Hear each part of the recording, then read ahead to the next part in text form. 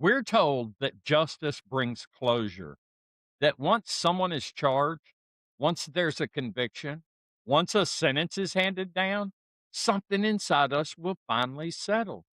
But what if the investigation never really happened? What if evidence that once existed is suddenly missing? What if the person who passed the poison that killed your child walks free or barely faces any consequences at all? Then what? Because no one prepares parents for that reality.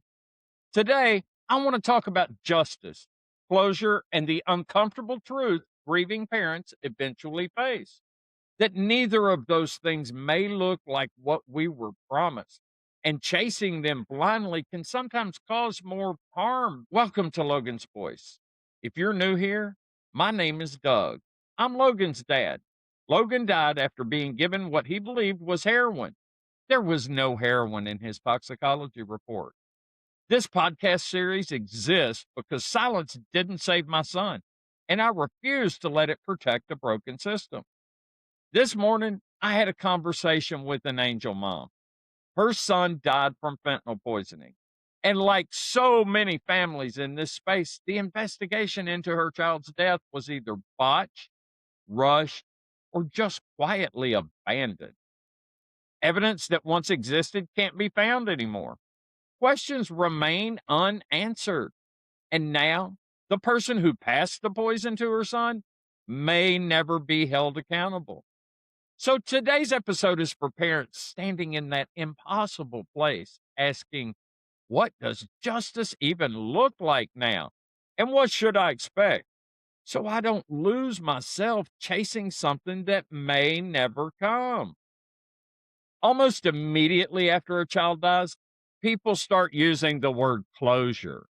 They may mean well, I believe that they do, but the word gets used like it's a destination, like something you arrive at once the system does its job.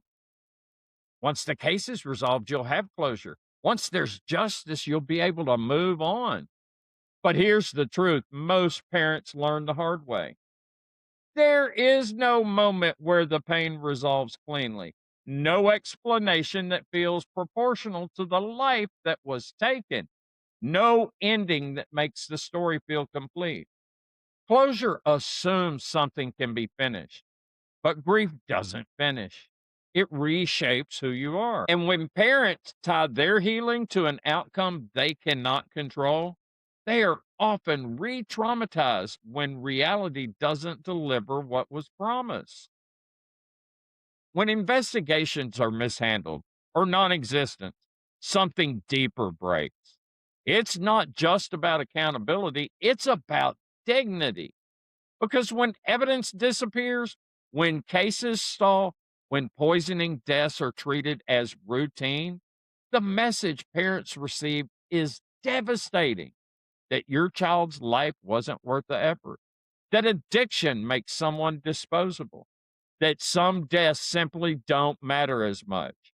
And that creates a second trauma. You're not just grieving your child, you're grieving the loss of trust, the loss of safety, the loss of the belief that someone somewhere would take your child's death seriously. The anger that comes from this isn't bitterness, it's the nervous system responding to injustice. There's something else we have to name here because it sits at the center of so many failed investigations. The words known user. Too many parents have heard it, sometimes out loud, sometimes implied, sometimes quietly written in a report. But the message is always the same.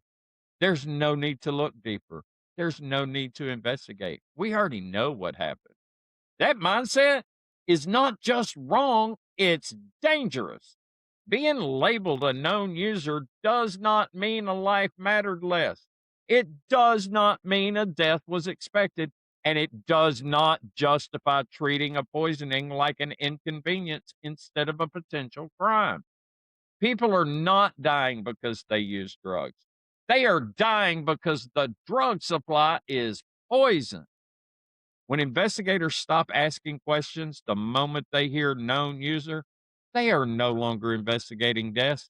They are confirming bias and stigma. That is how evidence disappears. That is how patterns are missed. That is how dealers stay free. And that is how families are left without answers. And for parents, it lands like this: your child didn't deserve the same effort. Your child didn't deserve the same dignity. Your child didn't deserve the same truth. That wound cuts deep. A known user is still a son, still a daughter, still a deeply loved human, still worthy of an investigation. And let's talk honestly about something else we don't prepare parents for. Even when there is an arrest, even when there is a conviction, the grief does not disappear. There may be relief, there may be validation, there may be a sense that your child's life was acknowledged, but healing does not arrive with a verdict. No sentence restores the future that was stolen.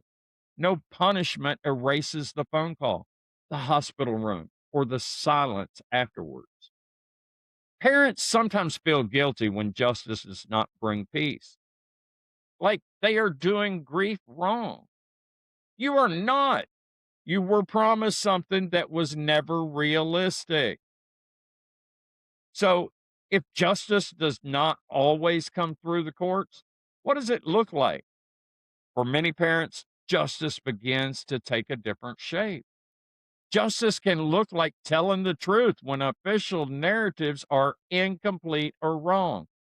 Justice can look like saying your child's name when silence would be so much easier. Justice can look like fighting stigma that tries to reduce your child to a label. Justice can look like changing laws, pushing policy, demanding better investigations. Justice can look like protecting other families from joining this club none of us asked to be in. That kind of justice does not come with applause, but it does save lives. There's another truth we rarely talk about, especially early in grief. With every death, many lives are shattered. And with every conviction, more lives are altered forever. Of course, our focus is on our child. It has to be.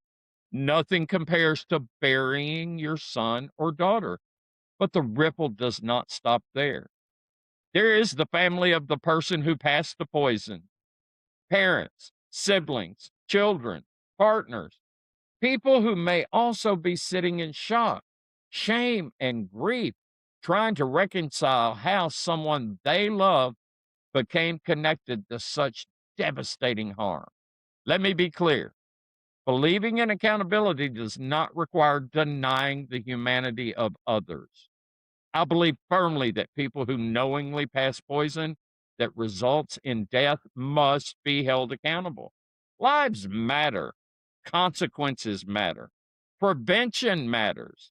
But if grief hardens into permanent hatred, the person most harmed by that hatred is the one carrying it. Hatred keeps the body clenched, the nervous system stuck in survival mode, the wound permanently open. Forgiveness is one of the most misunderstood parts of grief. Forgiving does not mean excusing. It does not mean minimizing harm, and it does not mean forgetting. Forgiveness is about releasing what is poisoning you. And that forgiveness has layers. Forgiving your child for leaving you, even though they never meant to. Forgiving yourself for the imagined failures, the what ifs, the parenting guilt, even when this was never a failure of love. And yes, eventually, possibly forgiving the person who passed the poison. Not because what they did was okay, but because carrying hatred every day exacts a toll on your body that you just cannot afford. This is not a moment, it is a process. Sometimes a daily decision, sometimes a fragile truce with your own heart. Grace and justice are not opposites. You can believe in punishment and still refuse to let bitterness consume you. You can want accountability and still recognize that suffering multiplies outward in ways no sentence can fix. The poison drug supply does not just kill individuals, it fractures entire families on every side. And none of us were meant to carry all of that alone. This is the hardest balance parents face. You do not have to forgive on anyone else's timeline. You do not have to let go of anger. And you do not have to pretend the system did not fail your child. But you may need to release the expectation that justice will arrive cleanly, clearly, or completely. Holding on to a version of justice that may never come can trap parents in an endless cycle of pain. Letting go of that expectation is not giving up, it is choosing survival. You can fight for accountability without letting it take everything else from you.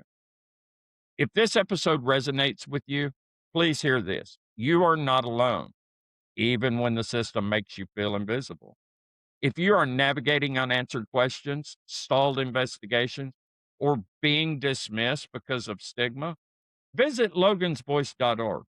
There are resources there, ways to connect, and information about how families are pushing for better laws, better investigations, and real accountability. And if you believe poisoning deaths must always be taken seriously, share this episode. Your voice matters more than you think. Closure may be an illusion, but purpose does not have to be. Justice may not look the way we were promised, but truth still matters. And every time a parent speaks out, demands better, or refuses to let their child be reduced to a statistic, that is a form of justice no system can erase. Say their name, tell their story, and remember, even when the world fails you, your love still carries power. I'm Doug Ballinger. I am Logan's voice. I am Logan's dad, and I will not be silent.